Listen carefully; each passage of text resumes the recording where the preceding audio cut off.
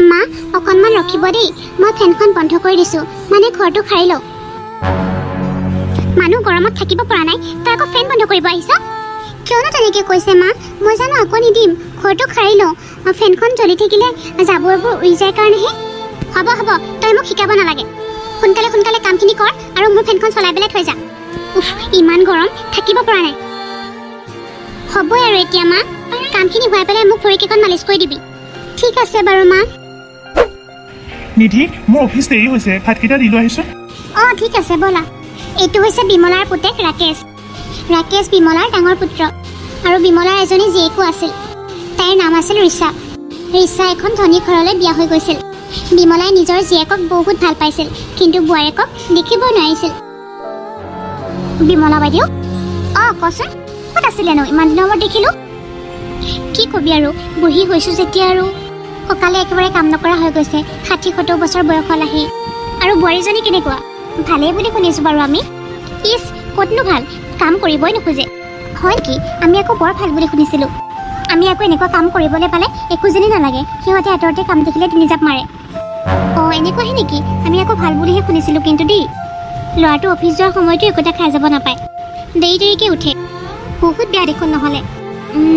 বোৱাৰীজনী যেনেকুৱাই নহওক, আনিলে যেতিয়া তাইকে আঁকোৱালি লৈ ভালদৰে চলিব লাগিব। আৰু আপুনিতো শিকাই বুজাই ল'ব লাগিব। আপুনি যোৱাৰ পাছতো আপোনাৰ ল'ৰা আৰু বোৱাৰীয়ে ঘৰখন ধৰি ৰাখিব লাগিব। আৰু আপোনাৰ যিমানবোৰ সা সম্পত্তি জুৱেলাৰী আছে সকলোবোৰ বোৱাৰীকে দিব লাগিব। নাই নাই, মই কিয় দিম? মোৰ গাৰ আ অলংকাৰ সা সম্পত্তি মই মোৰ ছোৱালীজনীকহে দিম। মই বোৱাৰীক দিব নোৱাৰোঁ দেই। হ'ব দে, মোৰ দেৰি হৈ আছে, মই ঘৰলৈ যাওঁ। অঁ ঠিক আছে দিয়ক। মানুহে কোৱা মতেতো বোৱাৰীজনী ভালেই, কিন্তু এখেতে বা কিয় তেনেকৈ ক'লে নাজানো আৰু।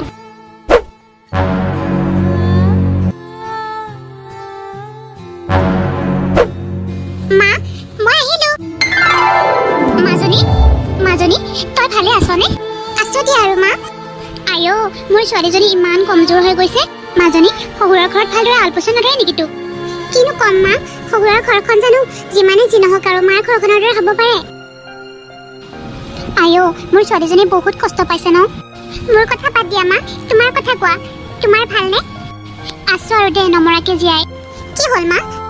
বৌয়ে আকৌ তোমাক কিবা কৈছে নেকি? এইবিলাক কথা বাদ দিয়া ৰিচা। কেনেকৈ বাদ দিম মা? মোৰ মাক এজনী মানুহে অশান্তিৰ সৃষ্টি কৰি আছে আৰু মই এৰি দিব লাগিব নেকি? তুমি মোক এটাই কোৱা, বৌয়ে তোমাক কি কৰিলে? তুমি চিন্তা নকৰিবা মা, মই কি কৰিব লাগে মই ভালদৰে জানো। ৰিচা, ভালনে তোমাৰ? ঠিকে আছোঁ দিয়া। প্ৰশান্ত নাহিলে নেকি? নাই অহা, তেখেত বহুত বিজি হয়, আহিব নোৱাৰিলে। কি কামতনো বিজি? একচুৱেলি মা, তেখেত এজন মানুহৰ লগত বাহিৰলৈ গৈছে অফিচৰ কামত। সেইকাৰণে মই ভাবিলোঁ তেখেত ঘৰত নাথাকে যদি দুদিন মই ইয়ালৈকে আহি যাওঁ। ভালে কৰিলি আকৌ। এনেও কিমান দিনৰ মূৰত আহিছিলি, মোৰ মনতে পৰি আছিলে। আহিলি ভালে কৰিলি দে। তোৰ যেতিয়াই মন যায় তেতিয়া আহিবি আকৌ। এইখন তোৰে ঘৰ নহয় জানো? হ'ব দিয়া মা, এতিয়া মোৰ ভোক লাগিছে। কিবা এটা খোৱাবা নে ইয়াতে ৰখাই থবা? ব'লা ৰিচা, ভিতৰলৈ ব'লা।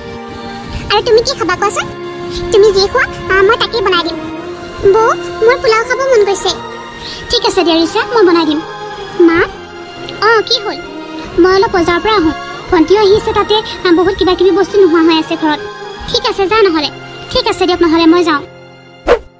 এইজনী সাংঘাতিক বস্তু, গম পালি? তোৰ আগতে এনেকৈ মিঠা মিঠাকৈ কথা কৈছে। ভালদৰে শিক্ষা দিব লাগিব এইজনীক। অঁ মা, ব'ল ব'ল আমি ৰুমলৈ যাওঁ। ঠিক আছে ব'লা। ভণ্টি, কি হ'ল? এনেকৈ কিয় মাতিছানো? মই কিবা জগৰ লগালোঁ নেকি? জগৰ লগোৱা নাই নেকি তুমি? মানে কোৱা আকৌ, মই যদি কিবা জগৰ লগাইছোঁ? আহা, জগৰ লগোৱা নাই, যেনিবা নাজানেই।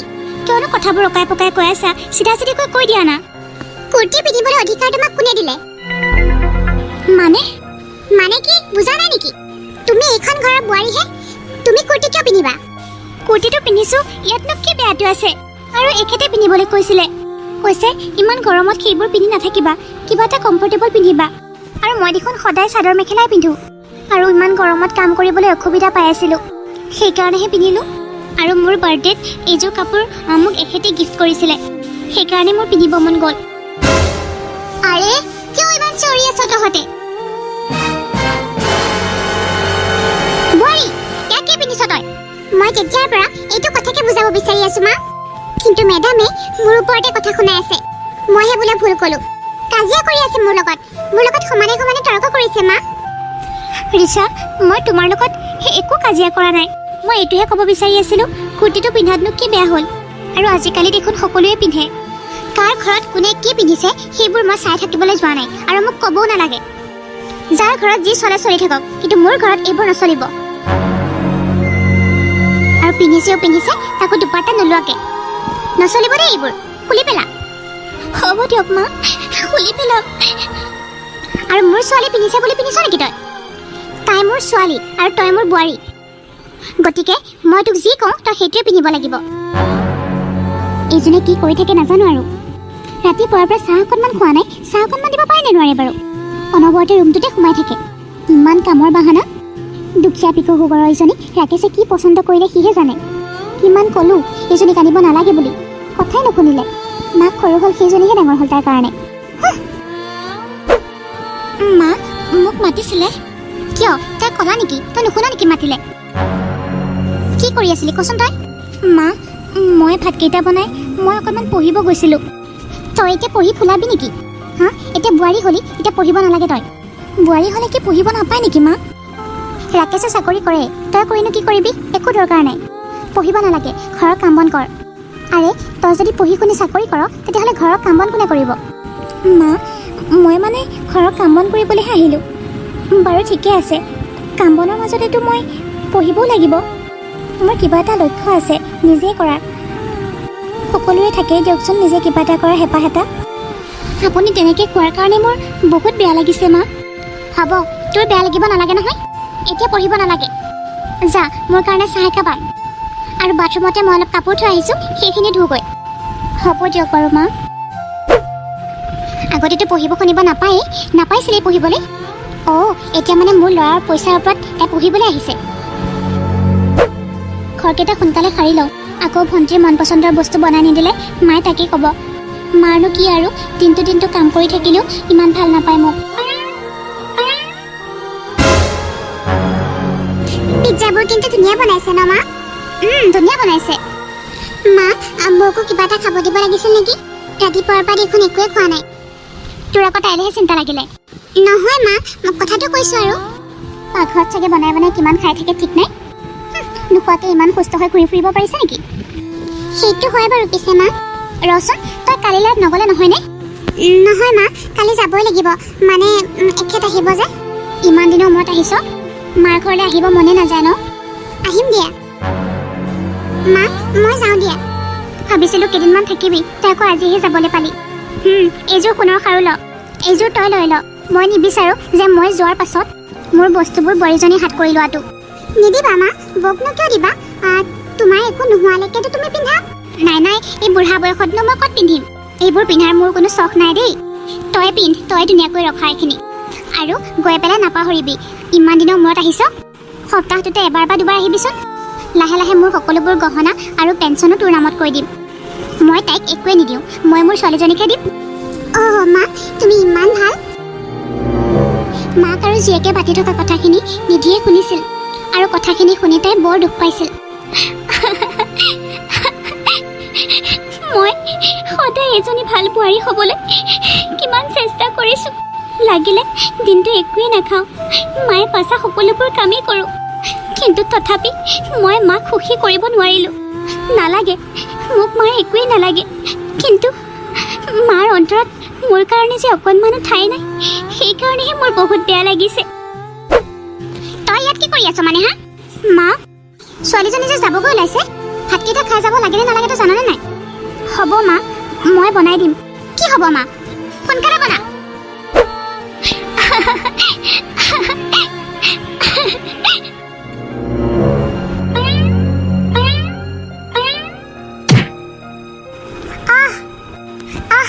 মৰিলোঁ। মা, অ' মা, কেনেকৈ আহিছিলেনো আপুনি এনেকৈ পৰিবলৈ? কি কৰোঁ এতিয়া? ৰাকেশলৈ ফোনটো কৰোঁ। অঁ, এখেতৰ মোবাইলো দেখোন ছুইচ অফ। কি বা কৰি আছে ঠিক নাই আৰু। ভণ্টিলৈ কি কৰোঁ এটা। হেল্ল'। ভণ্টি, মা পৰি থাকিলে। আমি মাক সোনকালে হস্পিটেল লৈ যাব লাগিব। তুমি আহাচোন পাৰিলে, আৰু টকাৰ অলপমান প্ৰয়োজন হ'ব পাৰে। হেল্ল', বৌ হেল্ল' নেটৱৰ্ক পোৱা নাই নেকি বৌ? শুনা নাই। নেটৱৰ্কটো ধুনীয়াকৈ পাই আছে। ভণ্টি সোনকালে আহা না তুমি। বৌ একো শুনা নাই, তুমি পিছত ফোন কৰিবা। মইতো সকলোবোৰ শুনি পায়ে আছোঁ। ভণ্টি মিছাই কিয় মাতিলে? মোক সোনকালে লৈ ব'ল, মই মৰি থাকিম এতিয়া। মা বলক, মই লৈ যাম। নিধি ছোৱালীজনীক মাতি পঠাচোন। মোৰ গাটো খুব বেয়া কৰিছে আৰু মই পৰা বুলি জানিও তাই যে অহা নাই কিয়? মা ভণ্টিক মই ফোন কৰিছিলোঁ আৰু তোৰ হাতত পইচা পাতিও নাই, তই কেনেকৈ এইবোৰ কৰিবি? ৰাকেশকো মাত। মা তেখেতক ফোন কৰিছিলোঁ, ছুইচ অফ। মা চহৰত নাই এতিয়াও, অফিচৰ কামত বাহিৰলৈ গৈছে। ভণ্টিক ফোন কৰচোন, ভণ্টি আহিলে অলপমান তাইও চম্ভালি ল'ব পাৰিব। ৰখিবাচোন মা, মই আকৌ এবাৰ ট্ৰাই কৰোঁ। হেল্ল' ভণ্টি। কি হ'ল বৌ? মই একোৱে শুনি পোৱা নাই। হেল্ল' আমিতো দুয়োজনীয়ে শুনি আছোঁ তোমাৰ মাত। হেল্ল' হ'ব দিয়া, মই পিছত ফোন কৰিম। বুজিছোঁ, মানে তাই মাত নহয় নেটৱৰ্ক নোপোৱাৰ বাহানা কৰিছে। তোমাৰ মাক সময়মতে লৈ আহি তুমি বহুত ভাল কাম কৰিলা। আৰু অকণমান যদি দেৰি কৰিলাহেঁতেন তেতিয়াহ'লে বহুত ডাঙৰ ঘটনা হৈ গ'ল হয়। কিন্তু এটা কাম কৰিব লাগিব, তোমালোকে অপাৰেশ্যনৰ বাবদ বহুতখিনি টকা খৰচ হ'ব, 2-3 লাখমান টকা খৰচ হ'ব। সেইখিনি যোগাৰ কৰা। ঠিক আছে ডক্টৰ, আপুনি একো চিন্তা নকৰিব। আপুনি খালি অপাৰেশ্যনৰ কাৰণে চিন্তা কৰক। কিন্তু ইমানবোৰ টকা? হ'ব মা, আপুনি চিন্তা কৰিব নালাগে। আপুনি নিশ্চিন্ত হৈ থাকক। এইখিনি সময়ত আপুনি বেছি টেনশ্যন ল'লে আৰু বেছি হৈ যাব। হ'ব ডক্টৰ, আপুনি অপাৰেশ্যনৰ কাৰণে যা যোগাৰ কৰক।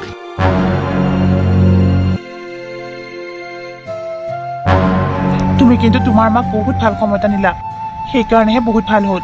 আৰু আমি চাৰ্জাৰীটো সোনকালে কৰিব পাৰিলোঁ। এইবিলাক সকলো তোমাৰ কাৰণে হৈছে। এতিয়া তোমাৰ মা সম্পূৰ্ণ সুস্থ, একো চিন্তা কৰিবলগীয়া কাৰণ নাই। ডক্টৰ, মোৰ ল'ৰাটো যেতিয়া কাইলৈ আহিব, মই সকলোবিলাক পইচা আপোনাক দি দিম। হস্পিটেলৰ বিল সকলোবোৰ দিয়া হৈ গ'ল। আপুনি খালি বেছিকৈ টেনশ্যন নল'ব। আৰু আপোনাৰ বহুত আৰামৰ প্ৰয়োজন। তুমি মাক চাবা দেই নিধি। আপোনাৰ বোৱাৰী কিন্তু বহুত বুদ্ধিমান, আৰু আপোনাৰ বোৱাৰীয়ে আপোনাক আলপৈচান ধৰিলে আপুনি সময়তকৈ আগতেই ঠিক হৈ যাব। ইমান ভাল বোৱাৰী এজনী পাইছে আপুনি। ঠিক আছে দিয়া, মই প্ৰেছক্ৰিপশ্যনত যিখিনি ঔষধ পাতি লিখি দিছোঁ লৈ আহা। নিধিয়ে ইমানবোৰ পইচা ক'ত পালে? নিধি, তই তোৰ নেকলেছডাল কি কৰিলি? আৰু হাতত পিন্ধি থকা হাৰুযোৰ? বুজিলোঁ, মোৰ কাৰণে মানে তই সকলোবোৰ? মই কি কৰিলোঁ? ইমান ভাল বোৱাৰীজনীক মই ইমানকৈ কথা শুনালোঁ, ইমান অত্যাচাৰ কৰিলোঁ। নিজৰ ছোৱালীজনী আজি বিপদত গুচিয়ে গ'ল। ফোনটো ৰিচিভ কৰিও নেটৱৰ্ক নোপোৱাৰ বাহানা কৰিলে। কিন্তু এই দুখৰ সময়ত বোৱাৰীজনীহে মোৰ লগত থাকিল। বোৱাৰী, তই মোক ক্ষমা কৰি দিবি। তোৰ লগত মই বৰ অন্যায় কৰিলোঁ। মোৰ কাৰণে তই দেউতাৰ ঘৰৰ পৰা অনা নেকলেছ খাৰু সকলোবোৰ বিক্ৰী কৰি দিলি। হ'ব মা, মোৰ কাৰণে এইবোৰ ডাঙৰ নহয়, আপুনিহে ডাঙৰ। নাকান্দিব মা, মই এইবিলাক কথা ধৰি থকা নাই নহয়।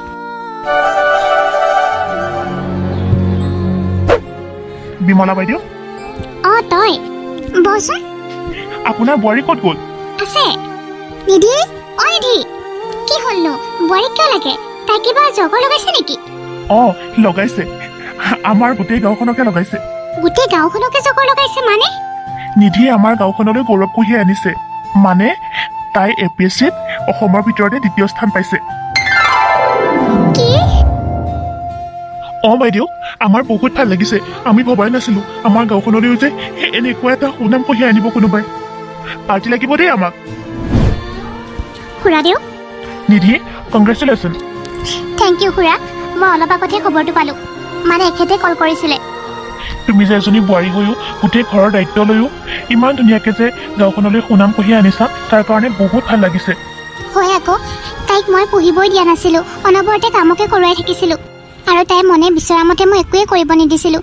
আজি তাইৰ সঁচাকৈ আজি মোৰ বহুত ভাল লাগিছে। ধন্যবাদ মা। আৰু আপুনি আশীৰ্বাদ কৰিব মই যাতে আৰু ভাল কাম কৰিব পাৰোঁ। মোৰ আশীৰ্বাদ সদায় আছে মাজনী। মা, মা, তই কি খাবি ক? তই ভাল পোৱা বনাই দিম। আৰু মোৰ পৰা কিবা লাগিব নেকি তোক? মা, আহি পাওঁতে তুমি তেনেকৈ ক'লা যে? তেনেকৈ নকৈ কেনেকৈ ক'ম হা? যেতিয়া বিপদ আছিল তেতিয়া মই তোক পোৱা নাছিলোঁ। তোক মই কিমান ফোন কৰিবলৈ কৈছিলোঁ, কিন্তু তই নেটৱৰ্ক নোপোৱাৰ বাহানা কৰি তই ফোনটো কাটি দিলি। নহয় মা। হ'ব, মই বুজি পাইছোঁ। তই মোক শিকাব নালাগে। ইমানো আৰু মই বুৰ্বক নহয়। যাক মই কেয়াৰ কৰিব লাগিছিল, যাক মই গুৰুত্ব আৰু মৰম কৰিব লাগিছিল, তাকেই মই দিয়া নাছিলোঁ। কিন্তু কিছুমান অলাগতিয়াল বস্তুকহে মই বেছি গুৰুত্ব দিছিলোঁ। তোক মই নিজৰ ছোৱালী বুলি ক'বলৈ লাজ লাগিছে। মা, তুমি কিয় তেনেকৈ কৈছানো? অঁ, মই এনেকৈয়ে কৈছোঁ। আৰু শুন, মই দিয়া খাৰুযোৰ আৰু ফুলিযোৰ উভতাই দিবি। সেইখিনি তই নহয়, বোৱাৰীজনীহে পোৱাৰ যোগ্য। বিপদৰ সময়ত তাই নিজৰ গাৰ গহনা বিক্ৰী কৰি মোক চিকিৎসা কৰালে, কিন্তু তই বিপদ দেখি পলালি। সঁচাকৈ যি হ'ল মোৰ ভালেই হ'ল। মই যে মানুহ চিনি পালোঁ, নহ'লে মই বোৱাৰীজনীক এনেই দুখ দি থাকিলোহেঁতেন।